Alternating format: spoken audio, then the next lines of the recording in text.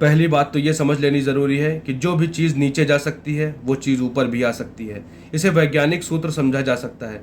असल में जिस चीज़ का भी नीचे जाने का उपाय है उसके ऊपर आने का उपाय भी होगा ही, चाहे हमें पता हो चाहे हमें पता ना हो।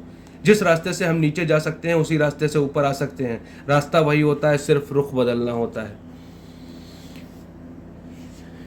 यौन ऊर्जा नीचे की तरफ सहज आती है, प्रकृति की तरफ से आती है। अगर किसी मनुष्य को उस ऊर्जा को ऊपर ले जाना है तो ये सहज नहीं होगा, प्रकृति की तरफ से नहीं होगा, ये संकल्प से होगा।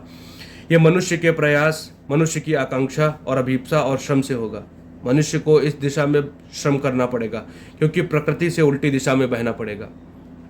नदी में अगर नीचे की तरफ बहना हो, सागर की तरफ बहना हो, तब तैरने की कोई ज़रूरत नहीं है। तब हम हाथ पैर छोड़कर सागर की तरफ बह सकते हैं। नदी ही सागर की तरफ ले जाएगी, हमें कुछ नहीं करना है।